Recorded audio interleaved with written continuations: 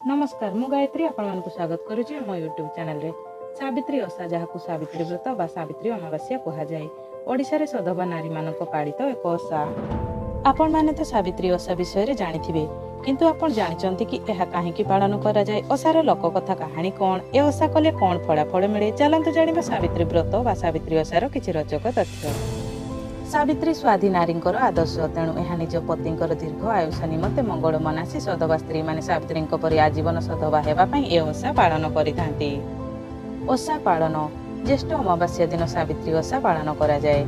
ए दिन सधवा स्त्री लोक माने उपवास करती, अन्न ग्रहण करती नाही और अपराह्न पूजा शेष रे धुआ मुग नडिया कदली आंब पणस सपुरी इत्यादि फल आहार करती। वास्तव में ए पूजार आराध्य देवी होचंती मां सावित्री। सावित्री ब्रह्मा पत्नी, गायत्री सूर्याधिष्ठात्री देवी। देवी सावित्री मानवी सावित्री प्रति आशीर्वाद और करुणा किपरि सत्यवान को मृत्यु कबलरू फेराई आणला ताहाको आधार करी मां सावित्री को महिमान्वित करा जायताए। किंवदंती महाभारत मते मद्र देशर अशोपति नाम जड़े राजा राजत्व करुथिले। से सावित्री देवी को कन्या रूपे पाइबा पई एकदा यज्ञर आयोजन कले। निर्दिष्ट समय उपनीत उतारू देवी अशोपति दर्शन दे ईप्सित वर मागिबाकू कहिले। राजा निसंतान थिबारु पुत्र संतान पाई देवी पाखरे मिनती कले। देवी राजा को पुत्र संतान लाभ करिबा जग नथिबार सूचाई देले।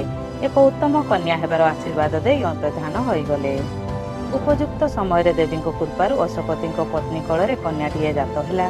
सावित्री गायत्री को उपासना करी ताको आशीर्वादर कन्या संतानटीए लाभ करी ताहार नाम सावित्री रखिथिले।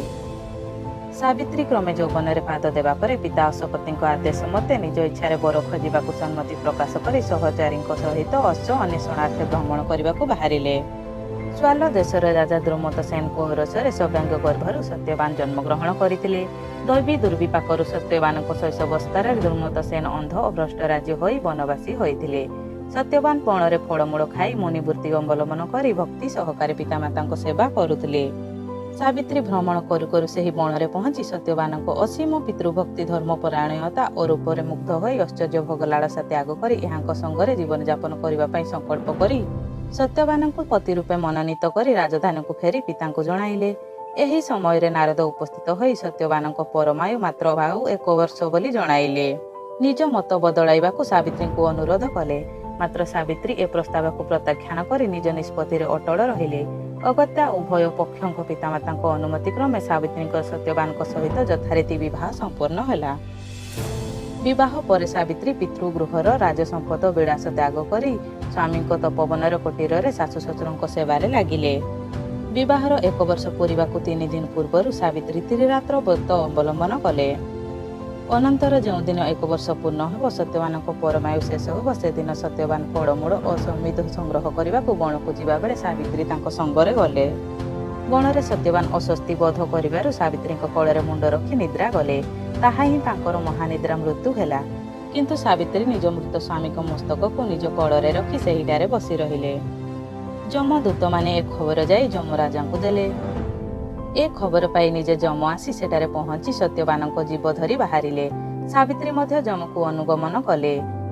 जमराजा यहाँ पतिभक्ति और स्मृति पाठरे तुष्ट होई सत्यवान बदल में 3टी वर देवा सत्य कले और शर्त रखिले जे सत्यवान जीवन बदल में आउ जहा मागी पारती।